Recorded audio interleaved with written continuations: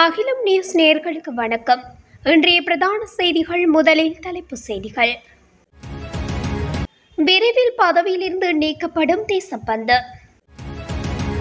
ஜனாதிபதி செயலகத்திற்குள் புகுந்து பரபரப்பை ஏற்படுத்திய ராணுவ சிப்பாய். பெரும் சோகத்தில் முடிந்த யாழ்ப்பாண பயணம், அடுத்தடுத்து மூவர் பலி.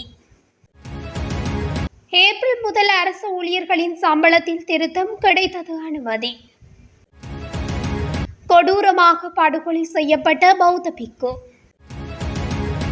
விசாரணைகளை நடத்துவது குற்றப்புலனாய்வினரே, ஞானசார தேரருக்கு நலிந்த ஜேதிச பதிலடி.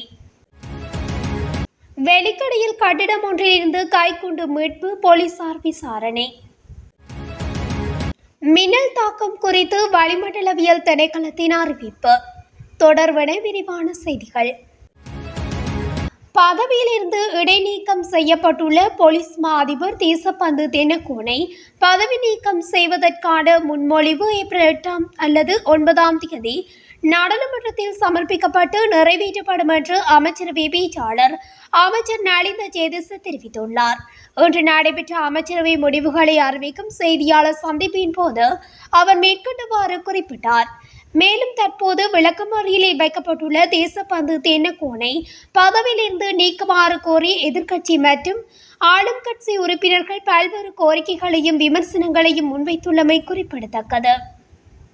ஜனாதிபதி செயலகத்திற்குள் நுழைய முயன்ற ராணுவ வீரர் ஒருவர் கைது செய்யப்பட்டுள்ளதாக ஜனாதிபதி பாதுகாப்பு பிரிவு அதிகாரிகள் தெரிவித்துள்ளனர். தனது பையில் துப்பாக்கி தோட்டாவை மறைத்து வைத்துக் கொண்டு நுழைய முயற்சித்துள்ளதாக தெரிவிக்கப்படுகின்றது. கைது செய்யப்பட்ட சந்தேக நபர் ராணுவ சமீட்சை பிரிவு இணைக்கப்பட்ட ஒரு சிப்பாய் என போலீசார் தெரிவித்தனர். சந்தேக நபரான சிப்பாய் ஜனாதிபதி செயலகத்தில் கடமையாற்றுகிறார். கடந்த 20 தேதி அவர் விடுமுறை பெற்று லுணுகம் வெகரவில் உள்ள தனது இல்லத்துக்கு சென்று மீண்டும் பணிக்கு வந்துள்ளார். ஜனாதிபதி செயலகத்தின் பொது நுழைவாயிலுக்கு அருகில் சிப்பாயின் பையை சரிபார்க்க ஜனாதிபதி பாதுகாப்பு பிரிவு அதிகாரிகள் ஸ்கேனர் ஒன்றை பயன்படுத்தினர். பையில் T56 துப்பாக்கிகளை தோட்டா கண்டுபிடிக்கப்பட்டதாக போலீசார் தெரிவித்தனர். அண்மையில் விபத்தில் உயிரிழந்த கலனி பல்கலைக்கழக விரிவுரையாளர் NDG கயந்தவின் மனைவியும் உயிரிழந்துள்ளார். விபத்தில் பலத்த காயமடைந்த விரிவுரையாளரின் மனைவி கொழும்பு தேசிய மருத்துவமனையில் சிகிச்சை பெற்று வந்த நிலையில் இன்று உயிரிழந்துள்ளார். இந்த நிலையில் இன்று உயிரிழந்த 42 வயதான குறித்த பெண்ணும் ஒரு பல்கலைக்கழக விரிவுரையாளர் என தெரிவிக்கப்படுகிறது. மத்திய அதிவேக நெடுஞ்சாலையில் தம்பதியினர் தங்கள் 3 குழந்தைகளுடன் மார்ச் 19 அன்று யாழ்ப்பாணத்தில் உள்ள நாகதீபத்துக்கு சென்று திரும்பிக் கொண்டிருந்த போது இந்த விபத்து ஏற்பட்டிருந்தது. இந்த விபத்தில் கலனி பல்கலைக்கழக விரிவுரையாளர் NDG கயந்த உயிரிழந்ததுடன் அவரது மனைவி, 3 குழந்தைகள், மாமியார் மற்றும் மைத்துனர் அனைவரும் காயமடைந்து கொழும்பு தேசிய மருத்துவமனையில் அனுமதிக்கப்பட்டிருந்தனர். சிகிச்சைக்கு பிறகு மாமியார் மற்றும் குழந்தைகள் மருத்துவமனையை விட்டு வெளியேறியதுடன் முதல் நாள் விரிவுரையாளர் கயந்தவின் மைத்துனரும் உயிரிழந்திருந்தமை குறிப்பிடத்தக்கது. 2025 ஆண்டிற்கான வரவு செலவு திட்டத்தின் மூலம் அரசு ஊழியர்களின் சம்பளத்தை திருத்தம் செய்வதற்கு அமைச்சரவை அனுமதி வழங்கியுள்ளது. நிதி அமைச்சராக ஜனாதிபதி அனுரகுமார திசாநாயக்க முன்வைத்த யோசனைக்கு அமைச்சரவை இவ்வாறு அனுமதி வழங்கியுள்ளது. அதன்படி ஏப்ரல் 1 தேதி தொடக்கம் நடைமுறைக்கு வரும் வகையில் திருத்தப்பட்ட சம்பள அளவு திட்டத்திற்கமைய சம்பள கொடுப்பனவுக்கான ஏற்பாடுகள் உள்ளடங்கிய சுற்றறிக்கையின் மூலமான ஆலோசனைகளை வெளியிடுதல் தொடர்பான யோசனைக்கு அமைச்சரவையின் அனுமதி கிடைத்துள்ளது. மடாலயம் ஒன்றினுள் கூறிய ஆயுதத்தால் தாக்கப்பட்டு பிக்கு ஒருவர் கொலை செய்யப்பட்டுள்ளார். குறித்த சம்பவம் நேற்று பிற்பகல் எப்பாவல காவல்துறை பிரிவின் கிரலோகம பகுதியில் உள்ள மடாலயம் ஒன்றில் இடம்பெற்றுள்ளது. கொலை செய்யப்பட்ட பிக்கு 69 வயதுடையவராவார். உயிரிழந்த பிக்குவை சந்திப்பதற்காக வந்த நபரொருவரும் மற்றும் வேறொரு விகாரையைச் சேர்ந்த பிக்குவும் இந்த கொலையை கண்டு காவல் நிலையத்துக்கு தகவல் அளித்ததாக காவல்துறையினர் தெரிவித்தனர்.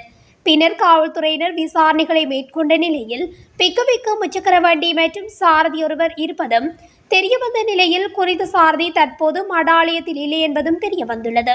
குறித்த முச்சக்கர வண்டி சாரதி பற்றிய தகவல்கள் இன்னும் வெளியாகவில்லை. இந்நிலையில் கொலையை செய்தது யார் செய்தார்கள் என்பது குறித்து இதுவரை எந்த தகவலும் வெளியாகவில்லை.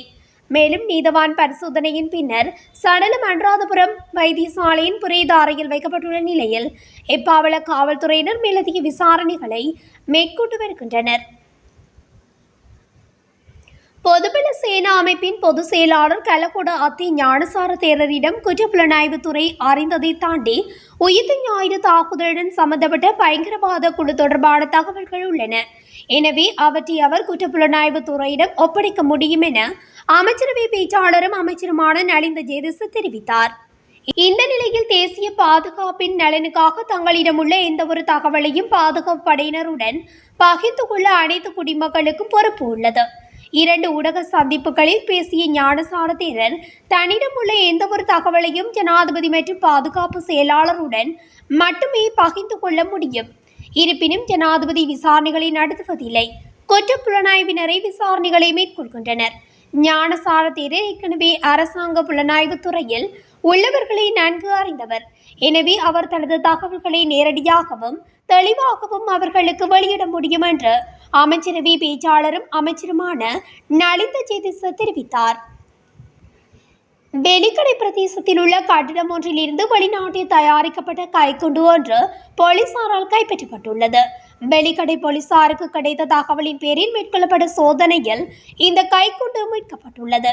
சந்தேக நபர் ஒருவர் இந்த கைக்குண்டை கட்டிடத்தில் வைத்து சென்றிருக்கலாம் என போலீசார் சந்தேகிக்கின்றனர். மேலும் இது தொடர்பில் வெலிக்கடை போலீசார் விசாரணைகளை மேற்கொண்டு வருகின்றனர். மேல் சப்ரகமுவ மத்திய தென் மற்றும் ஊவா மாகாணங்களிலும் அம்பாறை மாவட்டத்தின் பல இடங்களிலும் இடியுடன் கூடிய மழை பெய்யக்கூடும் என வளிமண்டலவியல் திணைக்களம் எதிர்வு கூறியுள்ளது. இடியுடன் கூடிய மழை பெய்யும் போது தற்காலிகமாக பலத்த காற்றும் வீசக்கூடும் எனவும் அந்த திணைக்களம் தெரிவித்துள்ளது. மின்னல் தாக்கத்தால் ஏற்படும் சேதங்களை குறைக்க பொதுவான முன்னெச்சரிக்கை நடவடிக்கைகளை மேற்கொள்ளுமாறு பொதுமக்கள் கேட்டுக் கொள்ளப்படுகின்றனர். இந்த குறித்த அறிவித்தலை வளிமண்டலவியல் திணைக்களம் முன்னெச்சரிக்கையாக வெளியிட்டுள்ளது. இத்துடன் அகிலம் நியூஸின் இன்றைய பிரதான செய்திகள் நிறைவடைகின்றன. தொடர்ச்சியாக செய்திகளை அறிந்து கொள்ள அகிலம் நியூஸ் ஊடகத்துடன் இணைந்திருங்கள். நன்றி, வணக்கம்.